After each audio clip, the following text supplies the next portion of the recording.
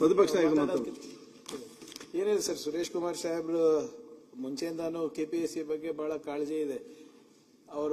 ಅವ್ರ ಸರ್ಕಾರ ಇದ್ದಾಗೂ ಕೂಡ ಕೆಪಿಎಸ್ಸಿ ಮುಂದೆ ಧರಣಿ ಮಾಡಿದವರು.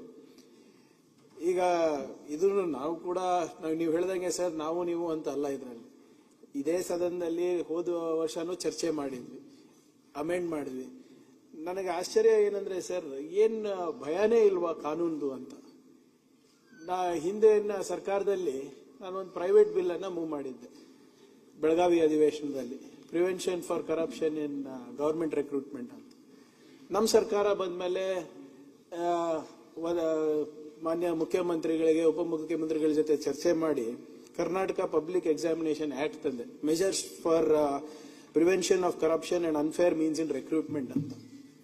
10 ಕೋಟಿ ರೂಪಾಯಿ ದಂಡ ಹಾಕಬಹುದು ಸರ್ ಅದರಲ್ಲಿ, ಅದು ಪೇಪರ್ ಲೀಕ್ ಆದ್ರೆ. ಆಸ್ತಿಯನ್ನ ಮುಟ್ಗೋಳ್ ಮಾಡಬಹುದು, 10 ವರ್ಷ ಇಂಪ್ರಿಸನ್ಮೆಂಟ್ ಅಂತ ಹಾಕಿದೀವಿ. ಆಕ್ಟ್ ತಂದಿದೀವಿ ಸರ್ ಹೋದ ವರ್ಷನೇ, ಇದೇ ಸದನ ತಾವೆಲ್ಲರೂ ಒಮ್ಮತದಿಂದ ಪಾಸ್ ಮಾಡ್ಕೊಟ್ಟಿದ್ವಿ. ಆದ್ರೂ ಭಯ ಇಲ್ಲ ಅಧ್ಯಕ್ಷರೇ.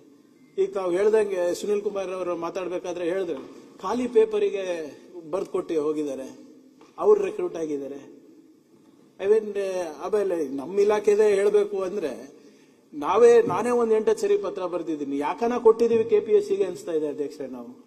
ಅದಾದ್ಮೇಲೆ ನಾನು ಸ್ಟಾಪ್ ಮಾಡ್ಬಿಟ್ಟು ಕೆಇಎ ಕೊಟ್ಟೆ, ಅವರೆಲ್ಲ ರೆಕ್ರೂಟ್ ಆಗ್ಬಿಟ್ಟಿದ್ದಾರೆ. Something is better than nothing ಅಂತ. ನಾವು ಕೆಇಎ ಕೊಟ್ಟ ಮೇಲೆ ಅಟ್ಲೀಸ್ಟ್ ಮಾರ್ಕ್ಸ್ ಪ್ರಕಾರ, ಮೆರಿಟ್ ಪ್ರಕಾರ ಆಗಿದ್ದಾರೆ. ನಾವು ನನಗೆ ನಮ್ಮ ಇಲಾಖೆದ ಇದ್ರಲ್ಲಿ ಏನಾಗಿದೆ ಸರ್, ಈಗ ಅದೇ ಸಂಸ್ಥೆ ಎಕ್ಸಾಮಿನೇಷನ್ ಮಾಡಿದ್ರು, ಅವರೇ ಇಂಟರ್ವ್ಯೂ ಕರೆದ್ರು, ಅದಾದ್ಮೇಲೆ ಅವರೇ ಪ್ರಾವಿಷನಲ್ ಲಿಸ್ಟ್ ಬಿಡುಗಡೆ ಮಾಡಿದ್ರು. ಮಾಡಾದ್ಮೇಲೆ ಅವರೇ ಮುಖ್ಯಮಂತ್ರಿಗಳ ಹತ್ರ ಹೋಗ್ಬಿಟ್ಟು ಇದು ಪ್ರಾವಿಷನಲ್ ಲಿಸ್ಟ್ ಸರಿ ಇಲ್ಲ ಅಂತ ಅವರೇ ತನಿಖೆ ಮಾಡಿದ್ರು. ಅವರೇ ತನಿಖೆ ಮಾಡಿಬಿಟ್ಟು ಮತ್ತೆ ಮುಖ್ಯಮಂತ್ರಿಗಳ ಹತ್ರ ಹೋಗಿ ರಿಪೋರ್ಟ್ ಕೊಡ್ತಾರೆ. ಇದು ನೀವು ಹೇಳ್ದಂಗೆ ಯುವಕರ ಭವಿಷ್ಯ ಏನಾಗ್ಬೇಕು ಇಂಥದ್ದು ಇಟ್ಕೊಂಡು ನಾನಂತೂ ಸರ್ಕಾರದ ವತಿಯಿಂದಾನೇ ನಾನು ಹೇಳ್ತಾ ಇದ್ದೀನಿ, ನನ್ನ ಪ್ರಕಾರ ಇಟ್ ಶುಡ್ ಬಿ ಅಬಾಲಿಸ್ಟ್. ಇವ್ರದಿರ್ಬೋದು sir, I am talking on behalf of the youth of Karnataka. ಈಗ ನಾವು ಅಲ್ಲಿದ್ದಾಗೂ ಕೂಡ PSI ಹಗರಣ ಇದ್ದಾಗ ಅಲ್ಲೂ ನಾನು ಹೇಳಿದ್ದೆ, ಇಲ್ಲೂ ಹೇಳ್ತಾ ಇದ್ದೀನಿ.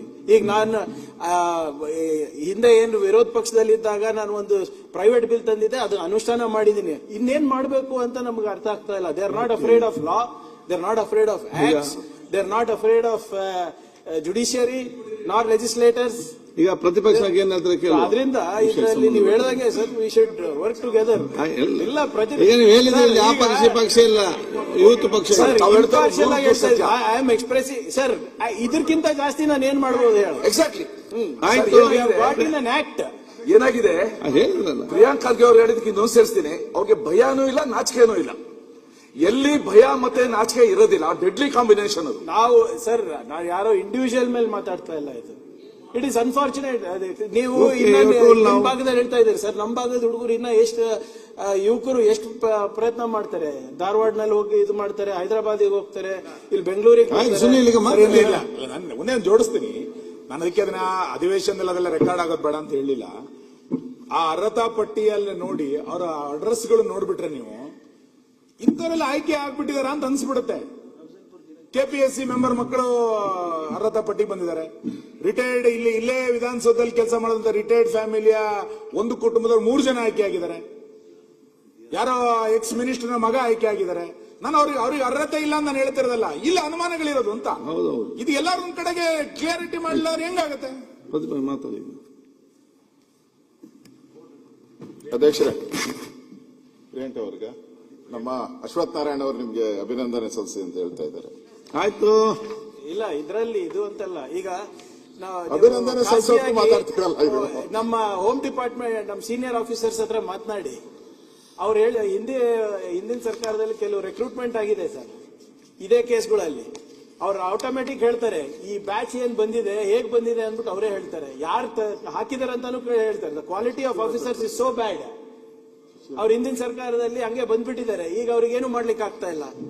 ಅವ್ರು ಇವಾಗ ಕುತ್ಕೊಂಡು ಪೊಲೀಸ್ ಸ್ಟೇಷನ್ ನಲ್ಲಿ ಇದ್ದಾರೆ, ತಹಸೀಲ್ದಾರ್ ನಲ್ಲಿ ಹುದ್ದೆಗಳಲ್ಲಿ ಕೂತಿದ್ದಾರೆ. ಅದು ಆಡಳಿತದ ABCD ಗೊತ್ತಿಲ್ಲ, ಒಂದು ಆಕ್ಟ್ ಓದೋಕ್ ಗೊತ್ತಿಲ್ಲ, ಕಾನೂನು ಗೊತ್ತಿಲ್ಲ. ಅವ್ರ IPS ಆಫೀಸರ್ಸ್ ಹೇಳ್ತಾರೆ, ಸರ್ ಇದು ಆ ಬ್ಯಾಚ್ ಇದೆ ಅಂತ. ಬೇರೆ ಸರ್ಕಾರದಲ್ಲಿ ಅಧ್ಯಕ್ಷರೇ, ಈಗಾಗಲೇ ನಮ್ಮ ಸುನೀಲ್ ಅವರು, ಸುರೇಶ್ ಕುಮಾರ್ ಅವರು ವಿಸ್ತೃತವಾಗಿ ಅದರ ಬಗ್ಗೆ ಸರ್ಕಾರದ ಗಮನಕ್ಕೆ ತಂದಿದ್ದಾರೆ. ಮಾನ್ಯ ಪ್ರಿಯಾಂಕಾ ಅವರು ಕೂಡ ಅದರ ಬಗ್ಗೆ ಪಾಸಿಟಿವ್ ಆಗಿ ಫಸ್ಟ್ ಟೈಮ್ ಪಾಸಿಟಿವ್ ಆಗಿ ಸ್ಪಂದನೆ ಮಾಡಿದ್ದಾರೆ. ಅಭಿನಂದನೆ ಸಲ್ಲಿಸ್ತಾ ಇದ್ದೀವಿ. ಇಲ್ಲಿ ನೋಡ್ತಾರೆ, ಎಲ್ಲ ನೋಡ್ತಾ ಇದ್ದಾರೆ. ಸನ್ಮಾನ್ಯ ಅಧ್ಯಕ್ಷರೇ, ನಾನು ಅದ್ರ ಬಗ್ಗೆ ಚರ್ಚೆಗೆ ಹೋಗಲ್ಲ. ನಾನು ಕಳೆದ ಬಾರಿ ಅಧಿವೇಶನದಲ್ಲೂ ಕೂಡ ಸುಮಾರು 1.5-2 ಗಂಟೆ ಕಾಲ ಚರ್ಚೆ ಆಗಿದೆ. ಇದು ಮುಖ್ಯಮಂತ್ರಿಗಳು ಸ್ವತಃ ಹೇಳಿದ್ರು, ನೀ ಹೇಳೋದಲ್ಲ ಸತ್ಯ ಇದೆ ಅಂತ ಹೇಳಿದ್ರು. ಬೇರೆ ರಾಜ್ಯಗಳು ದೊಡ್ಡ ಉತ್ತರ ಪ್ರದೇಶ, ಅಲ್ಲೆಲ್ಲ ಕೆಪಿಎಸ್ಸಿ ಮೆಂಬರ್ 8ರಿಂದ 9 ಜನ ಇರ್ತಾರೆ, ಕೆಲವು ಕಡೆ 6 ಜನ ಇದ್ದಾರೆ. ಉತ್ತರ ಪ್ರದೇಶ ಅಂತ ನಮ್ಮ ರಾಜ್ಯದ 3 ಪಟ್ಟು ದೊಡ್ಡದು. ಅಲ್ಲೂ ಕೂಡ 11 ಜನ ಏನೋ ಇದ್ದಾರೆ ಅನ್ಸುತ್ತೆ, 4 ಪಟ್ಟು. ನಮ್ಮ ರಾಜ್ಯದಲ್ಲಿ 18 ಜನನೋ 19 ಜನನೋ ಇದ್ದಾರೆ. ಹೆಗ್ಗಣಗಳು ಜಾಸ್ತಿ ಆದರೆ ಆ ಸಂಸ್ಥೆ ಕತೆ ಏನಾಗುತ್ತೆ ಅನ್ನೋ ಸ್ಥಿತಿ ಇವತ್ತು ಕೆಪಿಎಸ್ಸಿಯಲ್ಲಿ ನಾವು ನೋಡ್ತಾ ಇದ್ದೇವೆ. ಚೀಟಿ ತಗೊಳ್ರೆ ಭಾಗ ಶೇರ್ ಜಾಸ್ತಿ ಆಗ್ತಾ ಇದೆ.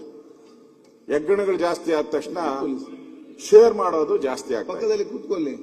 ಅದರಿಂದ ಈ ಕೆಪಿಎಸ್ಸಿ ವಿಚಾರಕ್ಕೆ ಸಂಬಂಧಪಟ್ಟಂತೆ ನಾವೆಲ್ಲರೂ ಕೂಡ ಯೋಚನೆ ಮಾಡಬೇಕು. ನಾವೆಲ್ಲ ಇಲ್ಲಿ ಮಾತಾಡ್ತೀರಿ, ಕೊನೆ ಕೈ ಚೆಲ್ಲಿ ನಮ್ಮ ಕೈಲಿ ಏನೂ ಆಗಲ್ಲ ಅಂತ ಹೋದ್ರೆ ವ್ಯರ್ಥ.